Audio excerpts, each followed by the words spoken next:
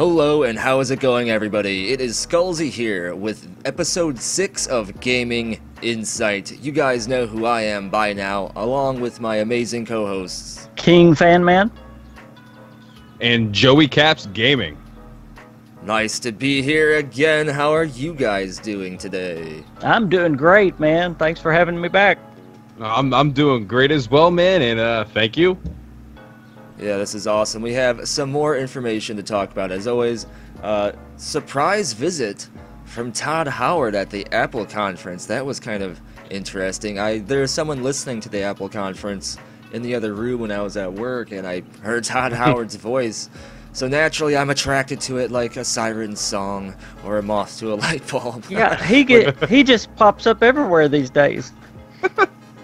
Yeah, man, you gotta watch yourself when you're showering. You never know where Todd Howard may pop up. You know, used to he wouldn't go out anywhere. Now he just goes everywhere. Yeah, he's all over the place, so man, unless they're cloning him. Do you think that's a good thing or a bad thing that he's like showing up at at all these like conferences? Do you think it's good that Bethesda and him are getting this publicity, or do you think it's a bad thing? Do you think this could possibly go to their heads? Like, well, let's say like an EA. Let's say something like that. Like, do you think this is good, or do you think it could turn into something not so good? Personally, I like it. I like the interaction with the fans anytime that now. You know, I don't mention EA and Bethesda together, but yeah. I do like the interaction with the fans. Anytime Bethesda has more interaction with the fans, I think is a good thing. Mm-hmm. Yeah, I agree with that, and at least with the current staff of Bethesda, I trust them to not become like a sellout situation like EA. They've said many times they don't force things in a game like multiplayer. Even I think Pete Hines said that in an interview today, even with Game Central, that they don't force multiplayer into games. If it seems like it might be a good idea, they try it out, and like anything else into the game, if it works, then they put it in the game, and that's how we have the base building like we talked about in the last podcast. And I think all the memes and like, you know how it is, anytime people see Todd Howard, they lose their shit. I think all of that is giving Todd Howard like a boost of confidence, so now, I don't know, maybe he wants to be out there more. But I think it's good. He's a good face for Bethesda, man. I mean, he's like a legend, you know? Oh, he's definitely certainly. a legend. He is, absolutely. Yeah. And Blades is looking like it's going to be a hit even before it comes out. Yeah. Yeah. No, I'm super excited for Blades. I believe before the podcast started, we speculated a little bit between ourselves about the release date, and with all they're saying is fall over and over again. It's going to come out this fall. And then Fallout 76 comes out this fall too, right? That's at the beginning of fall. So yeah. I guess that puts Blades at the end, unfortunately. Well, Fallout comes out November 14th. Oh, is it November? Yeah. I thought it was October. Okay. The beta comes out in October. Oh yeah, that's right. Yep. Yeah, Okay. and then so I'm Wow, that guessing pushes it back more. Yeah, I'm guessing with Blades that like they're just gonna release it like out of nowhere. I just think it won't be like a hyped up thing. I wouldn't be shocked if they're like, you know, Pete Hines is like, oh hey, Elder Scrolls Blades, that's available now, and he puts that out on Twitter. You know, like because like if they're saying this fall and you have Fallout 76 being released in November, middle November, then when the heck do you expect to release this game if you're constantly saying this fall? You don't want to put it as close to the new Fallout game, because then in a way, you know, I guess they're kind of competing for playtime.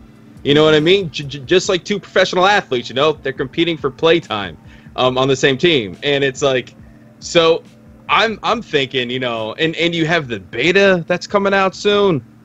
So I mean, I would think Elder Scrolls Blade should be out. Honestly, I mean, I wouldn't be shocked before the end of the month. Maybe they're trying. Hey Joe, Pete just tweeted that Blades has come out. No, I'm just teasing. Holy smoke! You know, we were talking, I think, a podcast or two ago about the success that Fallout Shelter had. $91 million it sold. Yeah. You can bet that Bethesda is going to have at least one mobile game going from now on with the success that they had with Fallout Shelter, because that game sold more than any other game they've ever made. I mean, just let that sink in. A mobile game sold more than any other game they ever made. That's kind of crazy. Yeah. So they are going to be pumping out mobile games from now on. There's no doubt. And with all the go ahead. No, and that's great. It's just like, but when are we getting it? Because with Fallout Shelter, we got that when it was announced. And who the heck would think that was going to happen? We got it on that night of E3 in June 2015. That's when we got Fallout Shelter. So that's why, like, I wouldn't be shocked if they just surprised us with a random release. And I don't think Todd Howard showing it at that Apple conference, I don't think that's an accident. I don't think it's just, a coincidence. I think Elder Scrolls Blades could be coming sooner rather than later, because, like, honestly, I don't see it. I don't see Elder Scrolls Blades coming out a few weeks before or a few weeks after Fallout 76. I just don't see that. I can't comprehend that. It just doesn't make any sense. So, and they're constantly saying the fall. I mean, in December, that's kind of considered the fall, up until what, December 23rd, right? And then it's winter or something like that. Maybe, yeah. So, like, I considered winter, but yeah. Yeah, but like, technically, it's still the fall. So, like, are we gonna get it in December? No, I highly doubt that. So I think we're gonna get it before Fallout comes out, and maybe even at the end of this month. Bethesda shouldn't shock us at all, obviously, with what they do. So. No, I think you're right. It'll probably be in an event just like yesterday when he came out on stage, and he'll probably go, "Hey, you're getting it tonight. It's now available." Like yeah. Is there another event coming up? That's a brilliant point you brought up, Joey. That it's definitely probably not an accident that they just randomly showed Elder Scrolls Blades again. They want people to have it on their mind, apparently, because they keep showing it to us now. Yeah. And if I was Bethesda with all the new studios that I have, I would have a mobile game running, which I would release first. Then I would release the MMO, which means I'd have an MMO at the same time running for like maybe 5 to 10 years or whatever. And then I would do a single-player game. I don't know what they expect a shelf life of 76 to be. Maybe like 10 years or so. But I think that would be the most profitable thing. Release like a mobile game every couple of years, maybe. Because those kind of burn out quick. And then have the MMO running for a while. And then every 2 to 4 years, a single-player game. I think that would be a nice, solid grasp on all the different platforms, getting money from all the different places. Yeah, that would be really fun. Yeah, And that's what they're doing. That's what they've got. They've got the ESO going. They've got the Fallout covered now, so they're doing it all. And the rumor is they've got another Fallout Shelter in the works as well. I like Fallout Shelter. Yeah. Yep. That's awesome. I love that. Yeah, I love Fallout Shelter. I don't know if you guys played Command and Conquer or games like that, but I'd love to see maybe a Fallout game like that even, like where you build a base in the wasteland and you have to like explore it to find upgrades and build better units or bases, take out other people. I don't know. I just liked Command and Conquer, and I just thought about, what if there was a Command and Conquer like game in Fallout? That'd be pretty awesome. Yeah. But so that yeah. Now wasn't it EA that got beat up for making that a mobile game? Yeah, they killed Command and Conquer. You know what Bethesda would get if they did that to Fallout? Yeah, oh no, that would be horrible. Todd Howard would stop coming out so much. Yeah. He'd go back to the office. Yeah. No, I don't think Bethesda's going to do that. Like I said, they've said many times things that let me at least believe that the current staff has the right mind in when it comes to not forcing things in the game, not just cashing things out for transactions and have multiplayer for no reason. But what worries me is, Todd Howard and Pete Hines aren't immortal, at least not in real life. Maybe in meme land they are. But what's Bethesda going to be in the future? And does it even really matter? I mean, they're going to retire eventually, right? To be honest with you, like, I've thought about that, like, a lot. Like, I thought I was the only one who thought about that, Skullzi. Like, I honestly, like, I'm like, man, like, what happens when Todd Howard leaves? Or, like, retires or something? Like what the heck? Like, is he still going to be like a part of Bethesda somehow? Like, because I think like this, okay? Everybody's complaining and complaining and complaining. They complained with Fallout 4. Heck, people complained about Skyrim years ago when it was initially released. So, and they're complaining about the new Fallout game, because it's a multiplayer game. What the heck is gonna happen when you lose Todd Howard, when you lose Pete Hines? I mean, that might not happen for many, many, many, many years. Probably, honestly, like 20 years. That's what or more, Yeah. But like, what happens after that? After, let's say, Fallout 6 or whatever, and people they'll be crying and complaining. We could be getting crap when they're gone, like even worse. And I think their games are great right now. Like I'm still playing Fallout 4. That's fantastic. It's a great game. So it's like people are complaining and complaining and complaining. If Todd Howard left tomorrow, those same people who are complaining would cry that he left, because I feel Bethesda Game Studios wouldn't be as good without him. No, I agree, and that's scary. Like you said, 20 years. How often do they put games out? That means we're gonna have like less than 4 more Elder Scrolls and less than 4 more Fallouts with Todd Howard. Yeah, maybe that's why they're trying to expand all these studios so they could push out more games. You need to figure out. Yeah, I bet they probably have a research studio too, where they're trying to figure out like how to clone Todd Howard. We need to make another one. There's like 70 Todd Howards in like a bunch of vats somewhere in a warehouse. Jeez. Clone his that's brain. Scary.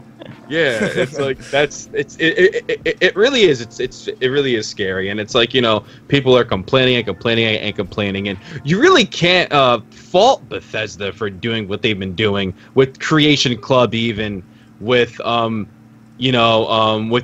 a new MMO like Fallout 76. You can't fault them at all. Not for nothing, people have wanted an online Fallout game, and now we're getting it, and now people are complaining about it. It's like, holy crap.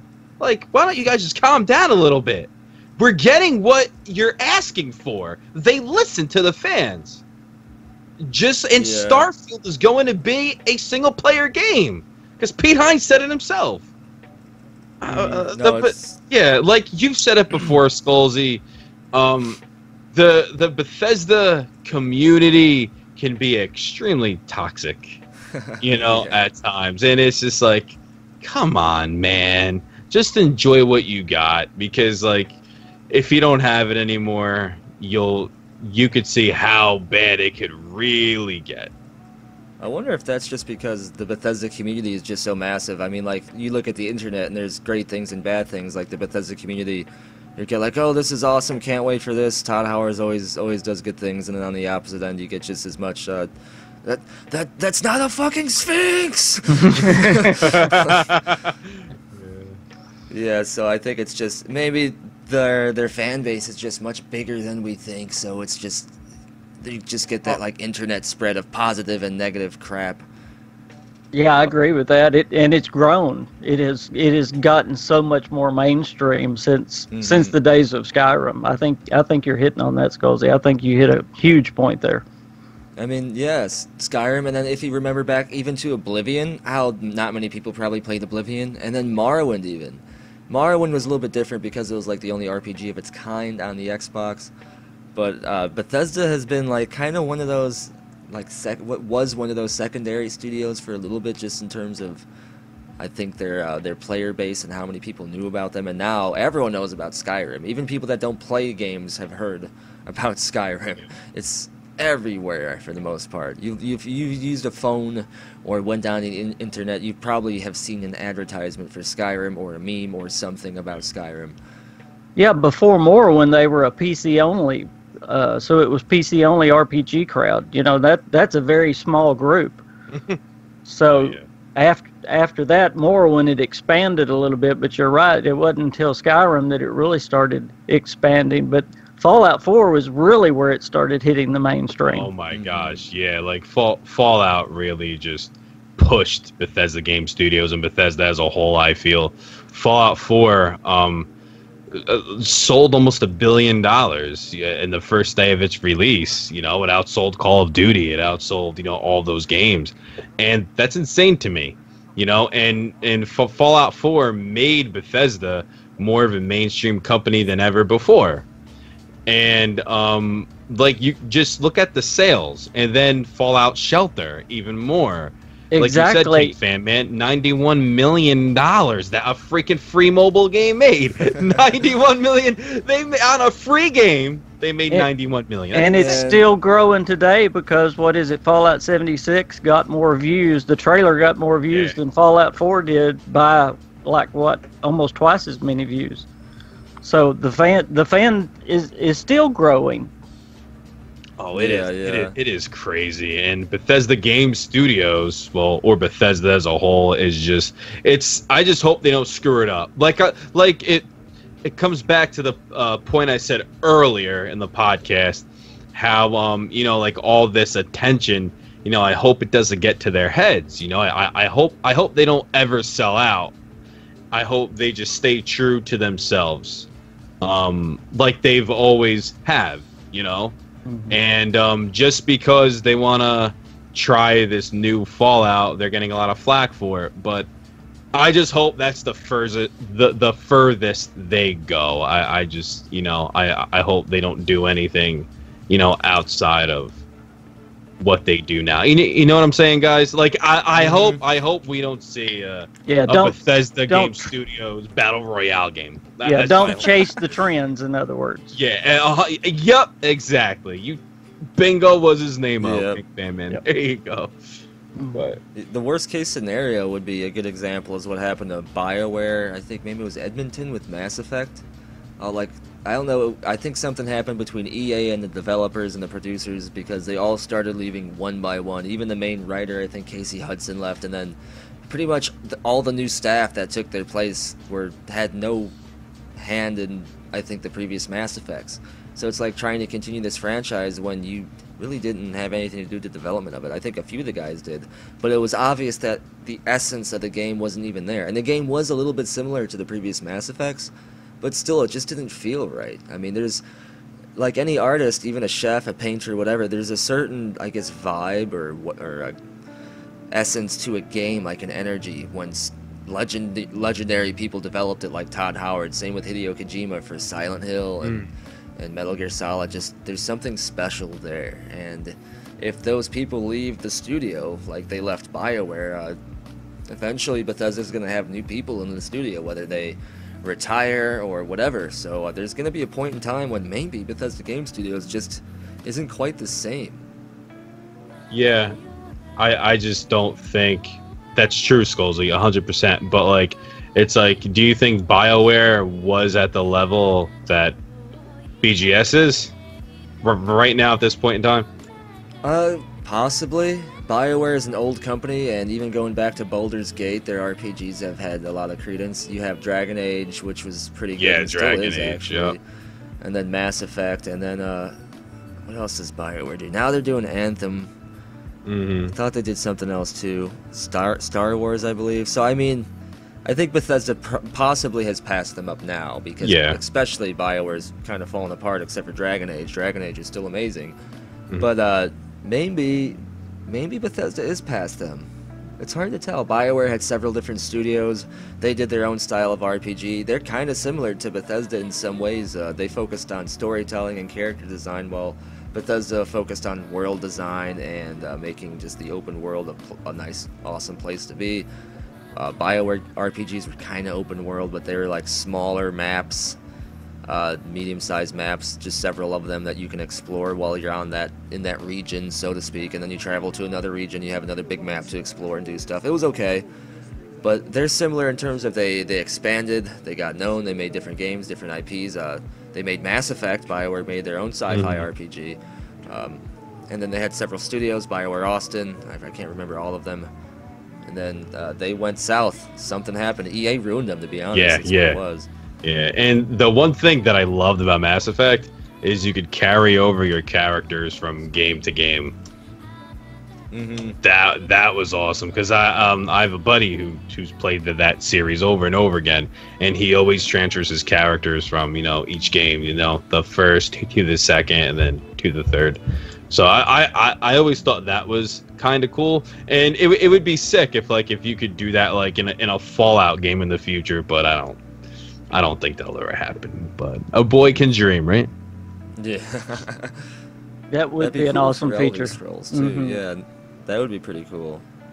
Maybe with Fallout 76 will kind of do that, because you obviously get to play the same character as years go by in real life, and they release expansions and possible new areas. Your character just continues on his adventure into greater and bigger things. Yeah, so that could be cool. Yeah, that's pretty interesting. Yeah, and maybe Todd and Pete are listening to us for the next Elder Scrolls. Maybe they'll add that. Yeah, we'll see. That'd be cool. Speaking of Elder Scrolls, we touched on Blades, and I don't think much is known about Blades. I know that you can you upgrade a town and you do dungeons, and I think you can do it with other players, but I don't think they've said much about the story yet, have they? No, we don't know much about it yet. We do know. Well, actually, some of what we do know is kind of up in the air. It was rumored that it was only going to be for the iPhone 10 and up, and then it came out that it was going to be for the iPhone 5 and up, and then actually, Joe, did you see Dom had the specs on that? But then I really don't know, because then what Todd was saying the other day kind of sounded like the iPhone 10 again, so I'm not sure what it's going to be on. What the heck? I know, but Todd Howard did say that they want to bring Blades to everything, so they're going to bring it to console, to VR, and hopefully they'll bring it to the old phones. So hopefully that's going to be later on. But as far as the story, we do know, and they had this on the deal at QuakeCon. I'm having to drop that I did play it. Y'all eat your heart out. There are 2 campaigns that are on it when you first get it. You've got a dungeon, like a castle. I think they call it a castle, and then a forest. Because it's not near as big as like Skyrim or anything like that. So the one goes out in the world, and one goes into the castle. And then you've got where you build the town. So there's three parts to the game, and that's the 3 parts. You've got the castle build, the forest, and then the world build, or the town build. Okay. Yep. So you build up a castle as well as a town? No, the castle is actually like a dungeon crawl. Oh, okay. I see. From some of the dungeon videos, it looked like the alien ruins from Oblivion, which made me think it was going to take place in Cyrodiil. Yeah, that's what it looked like to me. It really reminds me of Oblivion. Then the name, which is what I thought, we're probably all agents of the Blades going out and doing whatever. That's probably what the game is. Yeah, you are a Blades agent. Okay, nice. Yep. Awesome. Yep. All right, cool. That sounds like that could be a lot of fun. I wonder what the town building thing is going to be like. Probably building different buildings, but what bonuses do they give? The basis of the story is you are an agent of the Blades, and you come back and your town has been destroyed, and you have to build it back. That's the whole story. That's okay. Really? Yeah. But do you get revenge or no? I think that's what you go to whatever the castle's for. Castle Revenge. Okay. Yeah. Yes. That sounds really awesome, actually. Now I don't know. And I don't know free. who's in the castle, but. And I don't know who's in dragon. the forest, but there are dragons in it. I didn't know that, but there are dragons. Man, it is insane what you could play on a cell phone nowadays. I wonder if they could honestly put Fallout 3 on a cell phone. Because if you could do that, you would just make my life. Well, I'm sorry. I didn't know if there was a limit that you could put on a cell phone app. And me and one of my patrons was actually talking about this on the Patreon podcast this past week, and he actually said that he thought the way they were getting past it were they were streaming it from the internet, so it wasn't all on the app, that they're actually streaming all that data off the internet. So it's a huge amount of data they're bringing in. Crap, That's really? interesting. Yeah. I got a buddy who's a developer. He sometimes tells me stuff, but he thinks that this next generation of consoles is going to be the last, because there's testing things going on right now, and Wait, you can even do the it yourself. last? Yeah, and I'll explain. There's some stuff you can do now. I forgot the name of it. I'll have to look it up. But some people can do it if you look into it, but it's been in the test phase for a while, to where instead of just saving your game to the cloud, there will be servers that actually do all the computations for your GPU and your CPU in the cloud. So you can have a shitty laptop and play Far Cry 5 at 1080 maxed out. Oh my because God. it streams the image to you. Your laptop's just receiving the image and you're playing it. Yeah, so I think it depends on your internet speed. But he thinks that they try to slowly work towards that with the Xbox One and the PS4, but the crowd went nuts when they heard digital stuff.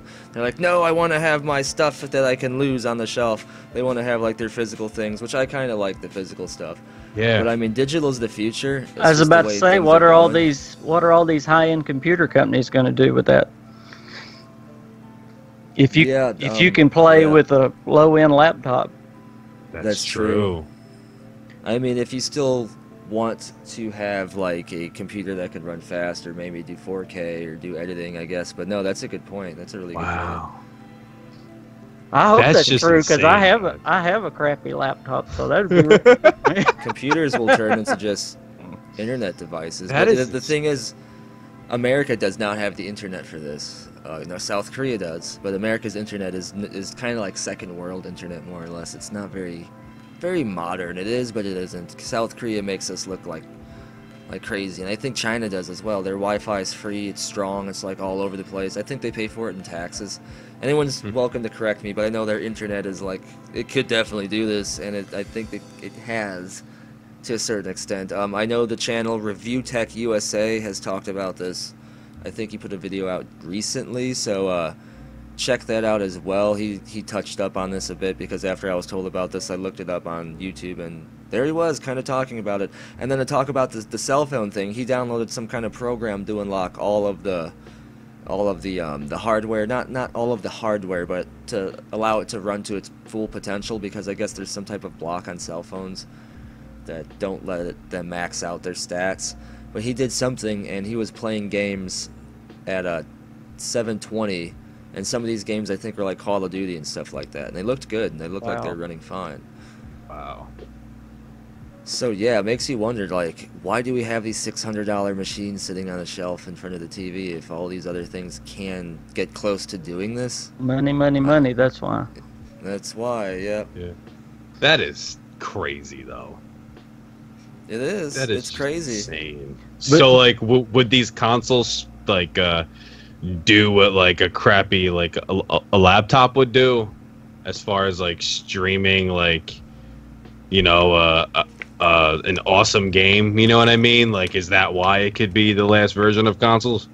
And that's why, yeah, exactly, because consoles won't be needed. Eventually, he thinks that there's going to be, everything's going to be in one device. Like cell phones and tablets, it's eventually just going to be a device.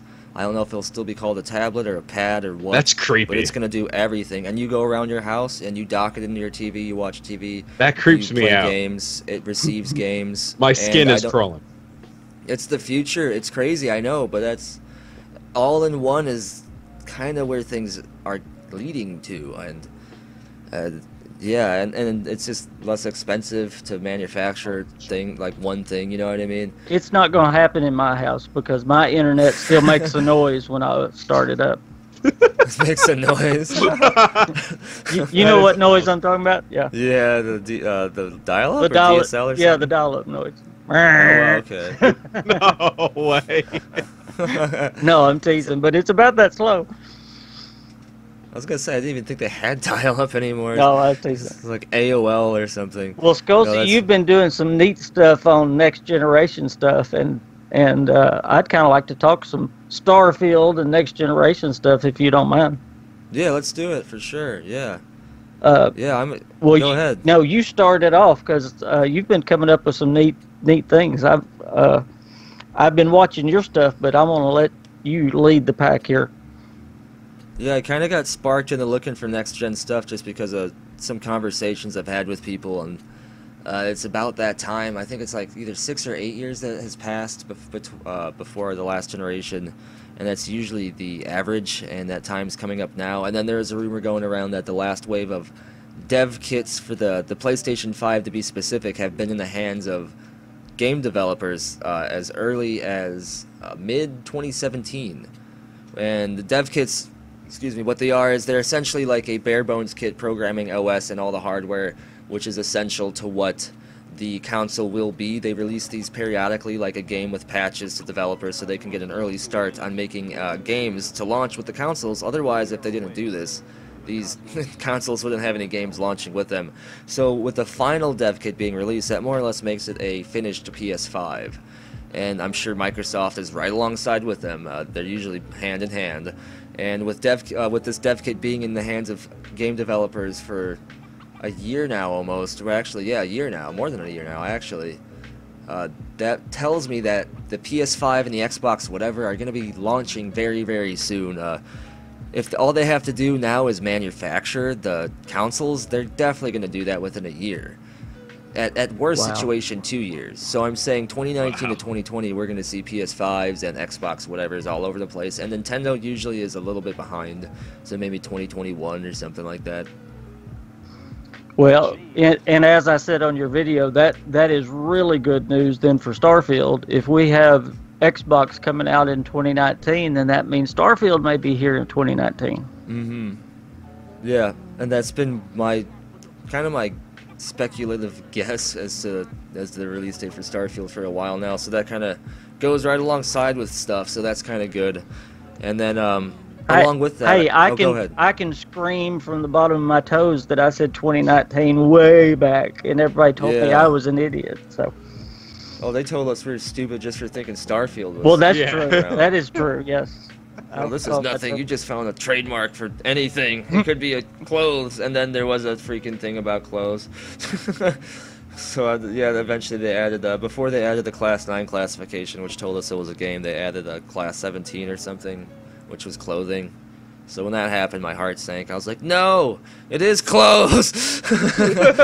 But no, then it wasn't, obviously. It was my fault that I listened to Skullzi. That was my fault. That's what I did. That's what I did wrong. Skullzi, that bastard. He sees freaking Sphinx and rocks, that jerkhead. Damn him.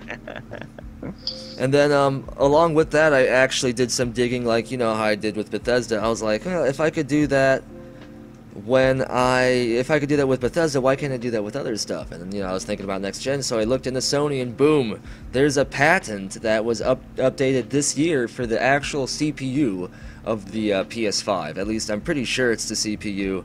It doesn't say it, but it talks about a lot of stuff that is pretty much it tells you without telling you. It talks about that the CPU of this system needs to be able to run at certain parameters in order for legacy device software to play on it. That's obviously backwards compatible. In fact, the description of the patent itself said backwards compatible, blah blah blah, a bunch of programming words, but it said backwards compatible. So not only did I find the CPU trademark, which means that it's another sign that this thing's coming out soon, but also backwards compatible. That's something PS4 tried to do and failed. That's awesome, though. That is pretty awesome. Well, Joe, I know you just did a video on Starfield, and I have not had anybody answer me this. Everybody keeps saying that Starfield is going to be this game that just changes the gaming industry. What do y'all think that Starfield is going to do so different? And is it going to be because of the leap in the next generation? What's the deal with Starfield that's going to be so different? That's going to be so amazing? It's going to be this leap. Yeah. Do y'all have any clue? No, I have absolutely no idea. I've heard this before, like I've heard this a bunch before, that it's just going to change the world of gaming. But what the heck does that mean? How is it going to change the world of gaming? Why would it? It's honestly quite confusing, because you have a game like No Man's Sky, you know, which is the generated planets, right? And then you have like, you know, Fallout. You have like what can they do differently than like it's confusing, to be honest with you. It's just it's confusing. It's like, how can it change it? I mean, maybe they have like a game mode or something up their sleeve that nobody's ever thought of, but I highly doubt that. So like what do you think, Skullzi? Like it's to me it's just really confusing. It's like, what can they possibly do to make this, you know, like a game changer essentially in the gaming world? Like, what is it? That's a really good question, and I've kind of been thinking about that for a while. I think it's likely one of two things. The simpler thing is the next gen gaming is going to allow them to double the Bethesda-ness of their Starfields, which is like a lot more immersive, a lot larger, a lot more populated, stuff like that. Or two, the thing that I mostly believe is that I think they've been working on this longer than they've been saying. If not everyone in Bethesda, Todd Howard has been. Probably even at home. Because as we've talked about in previous podcasts, he tried to make this game a long time ago in the 90s. I agree. Or late 80s, early 90s. And he even said back then this is a game he's really been wanting to make for a long time. There's like leaked emails of him between him and his friends who are now like programmers at Intel when they're in college about him talking about really wanting to make a game like Starfield. I think he's been having this game playing out in his head for a long time, coming up with ideas how it would play out, and maybe even Bethesda's been working on it for longer than they've said. Maybe this is like their odyssey, like this is their thing, like the next big Elder Scrolls. Yeah, I think they have been working on it longer than they've said. Like, you could even look at Fallout 4. It wasn't even in existence. I remember, like, supposedly anyway, like back in the beginning of 2015, late 2014, because I remember certain, I guess, tweets from Pete Hines saying, you know, if it doesn't come from us, you know, don't believe it. And that was when the leaked Kotaku script came out, you know, and that script was very accurate, you know, so like it was, so they were constantly saying, no, Fallout 4 isn't in existence, or just wait for us till we say something. And then all of a sudden we see this trailer, and, you know, June 2015, June 3rd, I believe, 2015. I remember that date because I was on vacation and I was super happy that day. And then, you know, so like they've been working on Fallout 4 for years. And so same with Starfield, you know, like I think even Elder Scrolls 6, same with that too. Like, you know, and even Fallout 5, like it's just, they're going crazy. There's a reason why they're expanding so freaking quick. You know, Bethesda Austin was pretty recent, I feel. Then all of a sudden, Bethesda Dallas just popped out of nowhere. Oh yeah. You know, so like they're expanding, you know, pretty quick, I feel now. So it's like, you know, they're working on, I think, a bunch, you know, and I think due to that, we're gonna be seeing quicker releases. Like we've said before, now I feel like we're just talking in circles. But, you know, but that's what I feel, you know, like we're going to see Starfield next year, I feel, for the next gen consoles, if that's when we're going to receive them in the latest 2020, like we have been saying. And then Elder Scrolls 6, maybe 2 years, max 3 years after Starfield. And then Fallout 5, maybe 3 or 4 years after that. So it's the release dates, you know, it's gonna be pushed out quick. You know what I'm saying? And we're going to get a lot of games quicker, and they're working on a lot right now. They're just not working on Fallout 76. They're working on a lot, and they're going to surprise us next year, I feel, you know. Because if you think about it, it's like, all right, we got Fallout 76, but if you take out the multiplayer game, then we haven't had a classic Bethesda game since 2015. So that's 4 years in 2019. So it's like, all right, now we're due, and what better than to bring out Starfield, a brand new IP, a game that's supposed to be game-changing in the industry. And then if new consoles are coming out, that's just icing on the cake right there. It just all makes sense. The stars are aligning. No pun intended. I wonder if they're worried about Cyberpunk, because that's exactly what's being said about Cyberpunk 2077. It's supposed to change gaming, push the limits, and it's supposed to come out in 2019, I think. If I'm Bethesda, and Bethesda's great at obviously making games, for BGS, you know, I would just say, all right, let's go. This is a huge challenge. You know, and let's see what we can do. Let's make this game amazing. And they probably have been for years now. Well, with what happened with The Witcher, I would be worried. But there's one comment that Todd Howard made that just keeps coming back to me. He said, "We are uniquely positioned to pull this off." And I'm just like, what did he mean by that? You know, what did he mean by yeah, do you remember him saying that in the documentary? Oh, I remember that. I do, yeah. But I would definitely be concerned about Cyberpunk, especially after seeing the demo with all those people in that city. That's something that Bethesda has not been able to pull off yet. I haven't seen something like that in gaming for a long time, like that much of a jump. Yeah. No. Like, I was like, wow, this looks truly next gen. Yes, absolutely. But like with that, it's like, did they say if Cyberpunk was a open world or just an RPG? I'm pretty sure they said open world.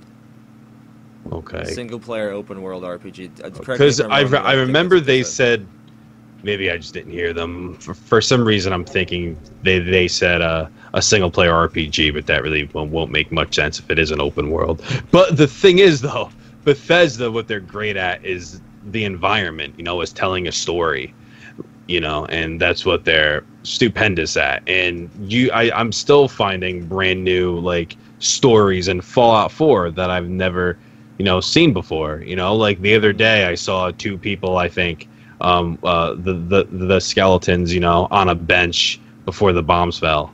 You know, like stuff like that. Like it's just like, you know, it's cool, and they're hidden messages and they're hidden stories, and it's nice, you know. If there's ever a nuclear war, I'm going to immediately run to the nearest bathtub bed or bench to become an environmental storytelling skeleton. I just can't wait. Yes. Because, I mean, I love how they put that in there, but you got to wonder, like, okay, so this is exactly how they... That is hilarious. They're doing exactly this. No, that's a good point. They do a good job with their worlds. Yeah, like environmental storytelling, yeah. I hope Cyberpunk can live up to that, and with all those people, and with all these different layers of what looks like a huge, almost endless city. I hope that it's not just like not empty space, but just pointless. You know what I mean? Like there's nothing there. There's just NPCs walking around that don't have much value, and you could go up and run around, but you don't need to be up there unless there's a mission at some point. I hope there's stuff to find, things to explore, things to collect, things to even just see. Yeah. And with CD Projekt Red, I'm sure that they should do it. They did a pretty good job with The Witcher 3. And honestly, competition would be... It's good for anything, to be honest. 100%. Yeah. And I think Joe had a great point with Bethesda talking about pumping the games out faster. And there's no doubt they're going to.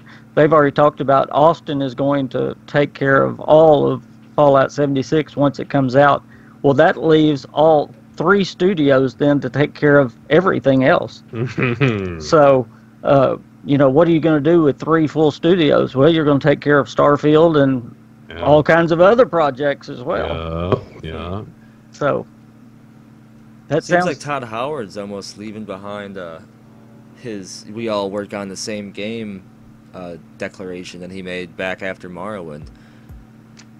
Yeah, he kind of went into it and explained it a little bit. I understand what you're talking about. He basically said he wants everybody to feel like you're able to go and work on anything you want to be able to work on. But yes, some of the studios are going to be working on specific things because Austin is assigned to 76. Okay, yeah, that makes sense, and that's the best way to acclimate the work. It's harder to just spread them up amongst all 5, you know, studios or 4 studios, however many it is now. Jeez. Yeah, it's insane. But instead of every 4 or 5 years, if we could get a Bethesda Game Studios game every 2 years, that would be better. Yes. That would be Yes, that would be please. amazing, and Yeah. always have a current MMO or online game going, like you said, and a current mobile game going. I mean, that would be amazing.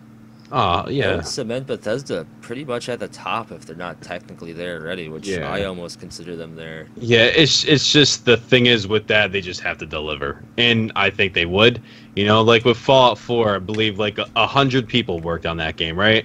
Yes, Fallout 4, if I'm not mistaken, and then that was like one studio, Bethesda, Maryland, right? correct. Yep. So, and it's like now all of a sudden you have 4, and it's like what the heck, man? Like give Bethesda Austin 76.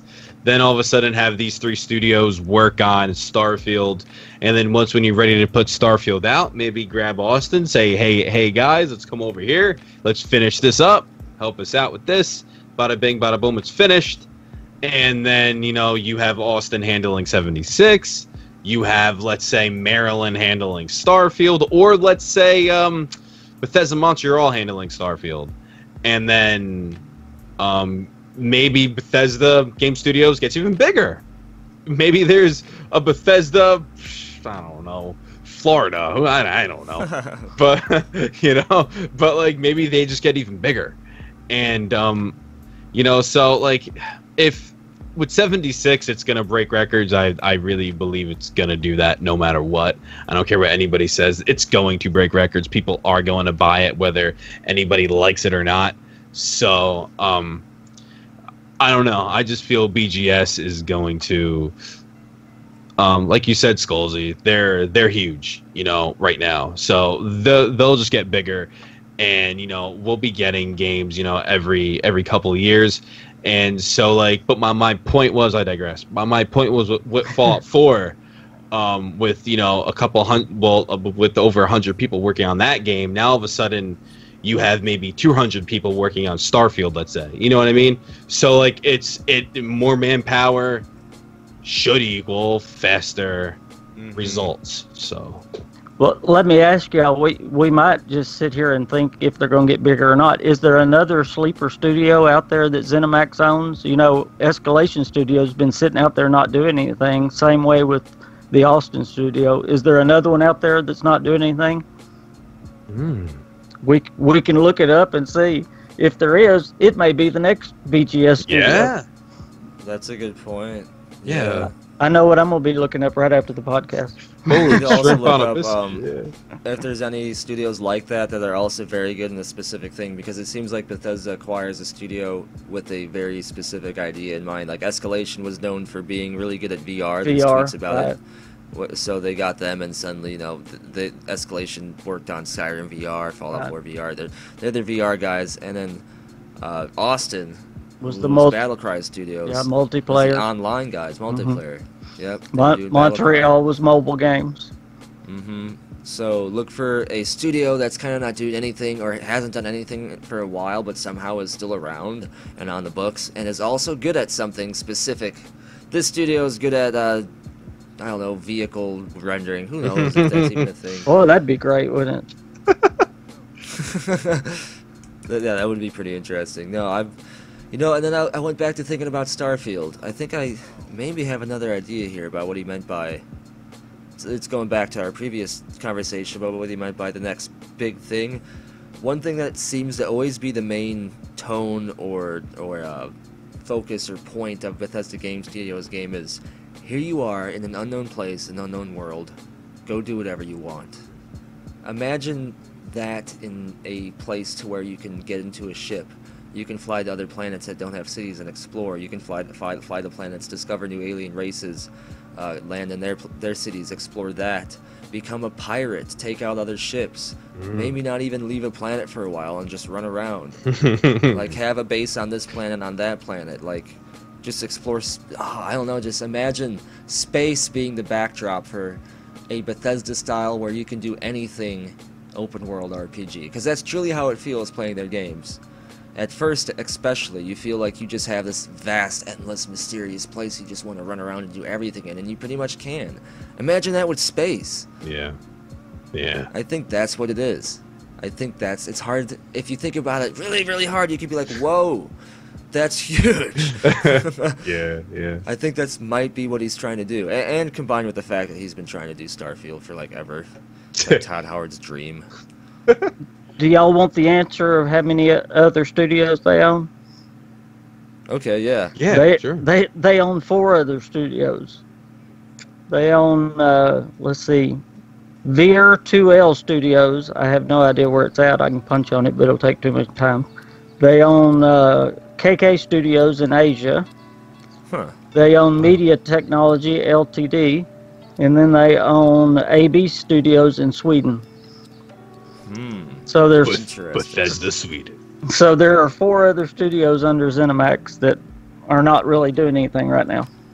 Under ZeniMax. Okay, so not under BGS, but actually ZeniMax. Yeah, those are under ZeniMax. Okay. That's still very interesting. Mm-hmm. I wonder if some of those studios help with, yeah, those like are the one in China for like Asian ports or language barriers. Exactly. Those are just called floating companies. They're helping all the other ZeniMax companies like Machine Games and id Software and all of them. Interesting. With all their foreign stuff. Yeah. Huh. Wow. Well, that's cool.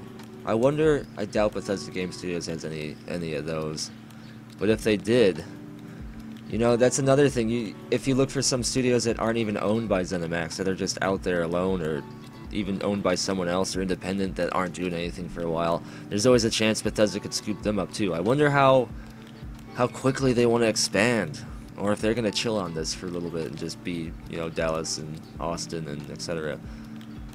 Because you think if they expand too fast, people might get worried. Well, it's just like both Escalation and the other one. They worked for years with BGS before they announced it. Yeah, that's true. The Austin studio was working with them since E3, since the 2015 E3 when they announced Fallout 4. Yes. So many secrets. Yeah. And then they didn't announce it until this year, so, you know. Interesting. Yeah, man. I have more digging to do now. And that's another thing. A lot of these companies will have these, like, or studios, whatever, will have these just random companies that exist underneath them with a weird name, like AD or AB Studios or whatever it was, whose sole purpose is only to exist to file trademarks and patents. That way, if you try to search for intellectual property for like Bethesda or Sony or etc., you're not going to find it because it's owned by one of these hidden kind of like shell hollow companies, to where that stuff is still technically owned by Sony or Bethesda, etc., but it's under this, you know, minor company, and you'd never think to search for that company for any reason. So they can hide stuff that way, and that's kind of how I find a lot of stuff before it gets announced. Some of it, at least, not all of it. So that's it makes you wonder how much is out there, just that like that you can find. Yeah, but Skullzi, like, you're freaking great at it, at like just uncovering these crazy like secrets. It's like, what the heck? You know, like that crazy Elder Scrolls 6 leak, you know? Like, it's like, how did he find this one? He is the trademark whisperer. You know? Yeah, I saw you comment on one of his videos. I was dying. That was so funny. That was great. But, yeah. It's fun, man. I love digging into stuff and finding, like, this trail or another thing to look into in another way, or I don't find anything here, but I find this weird studio name or this weird, like, number. And then I look that up back at where it was before, and then boom, there's something there. And it's just it's not hacking. I mean, everything I'm doing is legal, but it's kind of like investigating, I guess. I don't know how to explain it. It's hard to explain. It's like investigating a crime, like trying to find where the evidence is hidden. Is it in this document? Does this company have it there? Is it hidden underneath this different patent that's for something totally different, but it's considered an update of it, even though it's not? Like, they can get crafty with the trademarks. I'm obviously not an expert of it, so I can't explain to you what the exact legalities and capabilities are in terms of how well they can go about hiding stuff. And then there's intellectual property, which most of the time you have to pay for people to search for you. you have to pay companies to search for you. And ever since I've kind of gotten known for finding this stuff, I've gotten emails from these companies like, hey, Skullzi, do you want us to search in the IPs for you? And I'm like, no, I kind of can do it already. That's what I'm doing. That's hilarious. So, yeah, so it's tricky. It's not just as simple as Googling, like, secret trademark or new trademark pending. You know, you got to look in specific places. And some places have access to things that other places don't. And a couple websites actually changed their whole dynamic and, like, won't let you look into stuff unless you register ever since I started showing them in my videos. So that sucks. I didn't mean to make them mad. It's all public. I mean, yeah. And then sometimes you get sued. Great. Copyright strike bullshit. They could have, you know, take the video down, that's fine, but why do I gotta get a copyright strike? You jerkheads. Yeah, bastards. like really. No, it's... Yeah, speaking of trademarks, man, I am gonna be looking into Microsoft soon. They're next on my list. Oh my gosh. Oh, but I'll be looking forward to that. Yeah, we're gonna see what's going on with Project Scarlet. Or whatever it is. That's the new Microsoft code name for the new Xbox. I call it the Xbox whatever. That sounds better than Project Scarlet. Yeah, I love that one. Yeah. We'll see. We'll see what happens. And then I need to dig into Bethesda again. I need to check out what's going on. I right before E3 I found all this Fallout stuff and I was like, why? Why am I finding all of this Fallout stuff? And then look what happened. Fallout 76. Boom. I saw you did another video on Giant Monster News. I still want to know what that is. Yeah, no kidding. What is that? No kidding. What is Giant Monster News? Wasn't that done about the same time that Starfield trademark was done? I think even... Yeah, I think so. Or a little bit later, maybe? Yeah, I think it may have been either later or just earlier. Mm-hmm. And then there's Spy Team. Who knows what the heck Spy Team is? That happened after E3 this year, so that's a more recent one. So we probably won't see that for a while. Giant Monster News has to be something that they did when they were drunk one night, and they said, we got to do one to just throw them off, you know? Yeah, give me a name, Bill. Giant Monster News. Oh, that'll mess them up. With my kids. Come on. I think it's a VR game, if anything. Maybe it's an escalation game. Yeah, I was about to say a mobile game, a VR, but surely that can't be just a normal game. And Starfield's trademark ended up being called Starfield. I mean, I think that's usually how it has to work. It has to have the name of the actual product. So whatever Giant Monster News is going to have that in its name. It has to be the name, and that's such a strange name. Unless it really is. Unless it's a little kid's game. Doesn't that kind of sound like a small kid's name? And I'm not being funny. What is it? You know, I don't know why I'm laughing so much. You get to make your own monster, and he gets to tell the news. Like, what? What is even this? How does news play into this? I mean, it just sounds like a little kid's game. Create your own monster. Yeah, I don't get it. All the news, yeah. So, like, talking about a kid's game, right? This is kind of really going off topic, but in my room, right, I have like a Fallout collection, and as a child, I don't know about you, Skullzi, but as a kid, I was he don't care about me. Well, KingFanMan, you could definitely answer this if you would like. I don't know if you guys as children were... I was a huge Mighty Morphin Power Ranger fan. Oh, yeah. So, like, and I have, like, a bunch of, like, collectibles. So, like, I'm sitting here looking at my Green Ranger, and he's still in his box. He looks beautiful. I'm looking at him right now, and, like, I'm just, like, thinking about having... in like maybe like a Batman Arkham type Power Ranger game, you know, like a rated teen Power Ranger game. That would be cool, like running around the Angel Grove as the Green Ranger, and that'd be awesome. I don't know, that would be cool. Yeah, that could be pretty awesome. You know, I know somebody, or Ninja Turtles even. Yeah, I know that there was a mod actually in Fallout 4. I have it on my channel actually. I covered it. You can make Power Ranger armor. Oh, that's cool. Yeah. So like, I roamed the wasteland as like the White Ranger for the longest time. It was awesome. Yeah, I watched the crap out of Power Rangers growing up. Definitely underrated. Joe, I Definitely. thought I was going to have to hit you. I thought you said you was going to have half Batman and half Power Ranger, but then I figured out what you was talking about. Yeah. You can proceed No. now. Yeah, no, but like even like if you watch like season 2 of Mighty Morphin Power Rangers, that for a kid show, that was dark. That was that a was dark show. And then parents got all angry about it because it was super dark and they're too violent. And they're like, oh, and so season 3 it stunk. I'm a big Power Ranger fan, so I could go off on that too. Yeah, I liked it, man. Yeah. I didn't have Power Rangers when I was little. I kind of figured KingFanMan. I did watch Batman when I was little, though. Yeah, you definitely have that. That's true. Batman's good. Batman's awesome. Yeah, he's one of my favorites. One of my favorites. Oh, I'm excited. Bethesda, you're doing so many things. So many things. Ah, I can't wait to see what happens more, man. It makes you wonder when we're going to get the next like announcement from Bethesda. Like when the next one's going to be. Could it be tomorrow? Could it be next week? Could it be 6 months? Who knows? Could it be in 5 minutes? Yeah, exactly. But hey, that's good. That means we're going to have plenty to talk about in future podcasts and on our channels, so that is awesome. Speaking of our channels, like always, make sure you guys look down below for links to all of our stuff, Twitter, YouTube, etc. Make sure you follow KingFanMan and Joey Caps Gaming all over the place.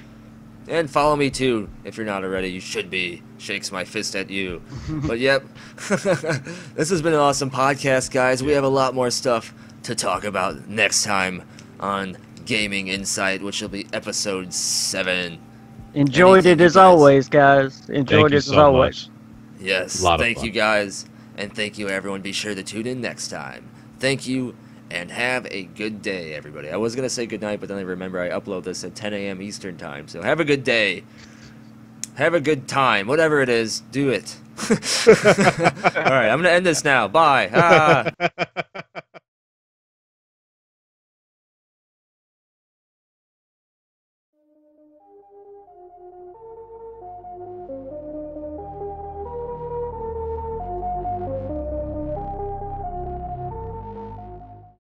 Bye, have a great time.